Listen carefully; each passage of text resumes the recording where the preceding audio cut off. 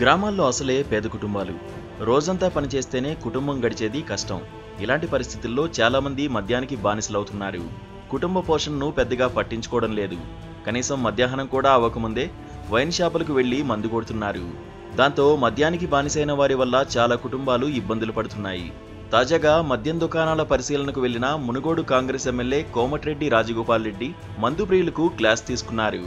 పొద్దుగాల తాగుడు షురూ చేస్తే ఎలా, పూట గడవడం ఎలా, కుటుంబం ఏం కావాలి అంటూ పర్మిట్ రూముల్లో ఉదయాన్నే వచ్చి మద్యం తాగుతున్న వారిని రాజగోపాల్ రెడ్డి మందలించారు.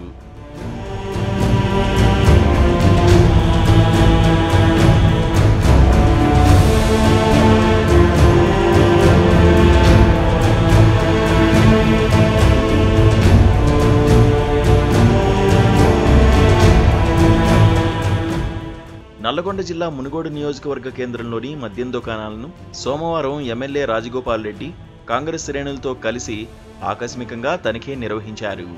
వైన్ షాపుల్లో విక్రయానికి సిద్ధంగా ఉంచిన మద్యం సీసాలను పరిశీలించారు. గ్రామాల్లో బెల్ట్ షాపులకు మద్యం విక్రయిస్తున్నారా, షాపుల్లో నకిలీ మద్యం అమ్ముతున్నారా అని నిర్వాహకులను అడిగి తెలుసుకున్నారు. వైన్ షాపులను తనిఖీ చేస్తున్న తరుణంలో MLA Rajagopal Reddy wines permit రూముల్లో కూడా వెళ్లారు. అక్కడ ఉదయం 11 గంటలకే మద్యం ప్రియులు కొందరు వచ్చి తాగుతుండడాన్ని చూసి షాక్ అయ్యారు. దాంతో వారిని దగ్గరికి పిలిచి కోమటిరెడ్డి రాజగోపాల్ రెడ్డి మాట్లాడారు. వారి కుటుంబ స్థితిగతులను అడిగి తెలుసుకున్నారు. ఆర్థికంగా ఇబ్బందుల్లో ఉండి కూడా ఇలా పొద్దున్నే వచ్చి తాగడం ఎందుకంటూ ప్రశ్నించారు.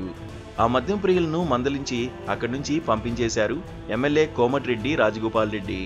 పర్మిట్ రూములను ఉదయం తెరవడం పట్ల నిర్వాహకులపై ఆగ్రహం వ్యక్తం చేశారు. వాటిని సాయంత్రం మాత్రమే తెరవాలని సూచించారు. అనంతరం ఎక్సైజ్ అధికారులతో కోమటిరెడ్డి రాజగోపాల్ రెడ్డి సమీక్షించారు. గ్రామాల్లో బెల్ట్ షాపుల్లో మద్యం విక్రయిస్తే కఠిన చర్యలు తప్పవని, ఇందుకు ప్రజలు తమకు సహకరించాలని కోరారు.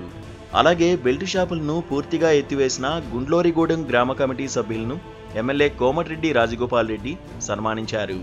కాగా ఉదయాన్నే మద్యం తాగుతూ కనిపించిన మద్యం ప్రియులను కోమటిరెడ్డి మందలించడం, అక్కడి నుంచి పంపించేసిన వీడియోలు సోషల్ మీడియాలో వైరల్ అవుతున్నాయి.